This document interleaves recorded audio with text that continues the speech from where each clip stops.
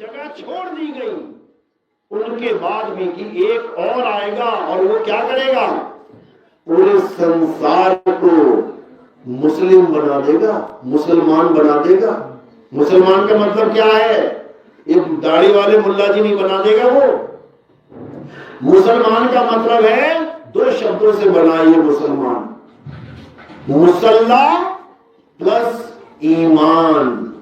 मुसल्ला मतलब जिस पे खड़े होके हर मुसलमान नमाज पढ़ता है। एक चटाई होती है दरी, उस चटाई को क्या कहते हैं, मुसल्ला।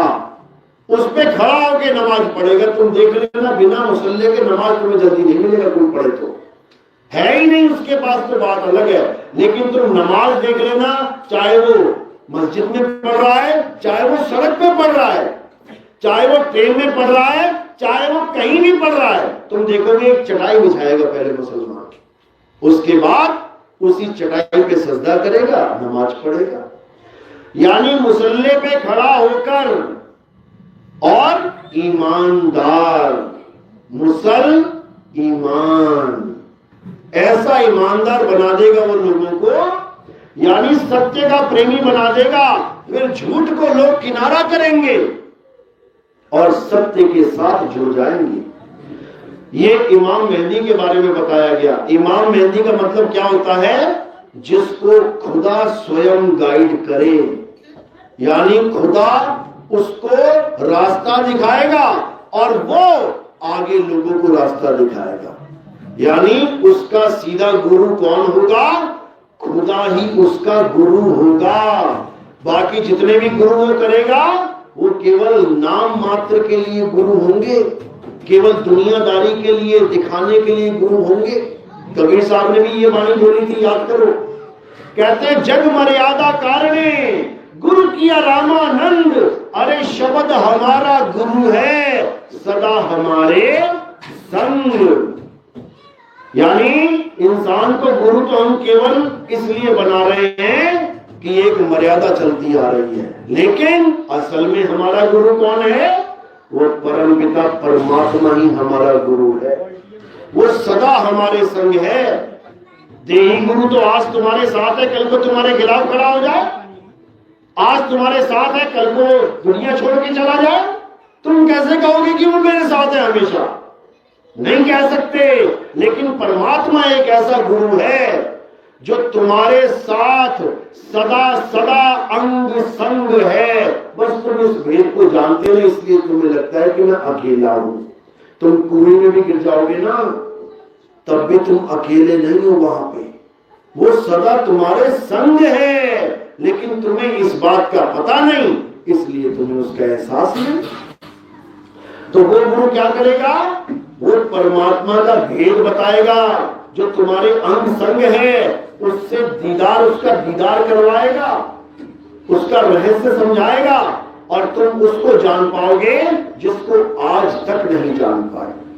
गुरु ग्रंथ साहब में इसके बारे में क्या लिखा है, इसके बारे में लिखा है, नाम दिया गया है मर्द का चेला। कहते हैं आन 78 जान 97 होर भी उठसी मर्द का चेला। दो सन बताए गए वहां पे, आन 78 जान 97।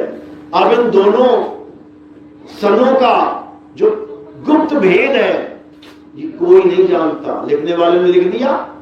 अब कौन जाने कि ये मतलब क्या है इसका, लेकिन हमें अच्छे से समझ में आया है कि ये क्या मतलब है, अच्छे से पता है। ये दोनों भेदों को हम अच्छे से जानते हैं, क्योंकि उसी रहस्य के ऊपर ये वाणी बोली गई है। आन 78 जान 97 होर भी उठसी मर्द का चेला, कि हमारे जाने के बाद, यानी सारे गुरुओं के जाने के बाद एक मर्द का चेला उठेगा। भारत देश में हिंदुस्तान का नाम लिखा उसमें कि हिंदुस्तान में ही एक मर्द का चेला ऐसा उठेगा जो सारे संसार के, विश्व के विवेकी हंसों को एक कर देगा। ये वाणी दर्ज है तब की।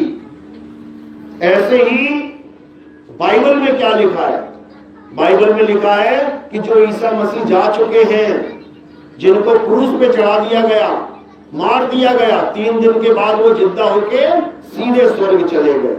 वो दोबारा आएंगे। कब आएंगे? जब धरती पे भूकंप चल रहे होंगे, लाखों लोग मर रहे होंगे, बमबारी चल रही होगी, झूठ इतना ज्यादा बढ़ गया होगा कि बाप को बेटे का यकीन नहीं होगा कि ये सच भी बोल रहा है मुझसे कि नहीं। भाई भाई तो बहुत दूर की बात है, माँ बेटे में झूठ चल रहा होगा। तब ईसा मसीह दोबारा आएंगे और सारी दुनिया को क्या दे देंगे? ईसाइयत दे देंगे, यानी सबको सत्य का मार्ग बता देंगे। इसी समय के ऊपर सारी भविष्यवाणी बोली गई है, इसी के ऊपर बोला गया। तुलसीदास ने बोला, कालिदास जी ने बोला, जब आएगा बीसम बीसा, ना रहेगा ईसा, ना रहेगा मूसा, राज करेगा जगदीसा। सब बोल दिया गया। और हम सोच रहे हैं कि शायद 4,32,000 साल के बाद ये युग पलटेगा। ये युग पलटने का समय आ गया है भाई, समझ लो। ये सारी दुनिया परमाणु बम की नोक पे खड़ी है इस वक्त। तुम्हें पता नहीं कि एक एक देश के पास 6-6 हजार परमाणु बम है। जब दागने लग जाएंगे, यहां पर कोई नाम लेने वाला नहीं बचेगा एक दूसरे का। अब वो समय आया है जब हमने एक होकर सत्य का प्रचार करना है, सत्य को जानना है और सारे धर्म भेद, ऊंची जात, नीची जात, छोटी जात, बड़ी जात, इसका खेल खत्म करना है।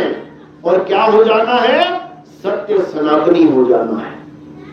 तब जाके समझना कि अब युग पलटेगा, अब ये युग खत्म होगा और सब के सब सत्य के साथ जुड़ जाएंगे। किसी की जरूरत ही नहीं पड़ेगी। कोई पंथ, कोई धर्म नया हमें ज्वाइन करने की जरूरत ही नहीं पड़ेगी। सबसे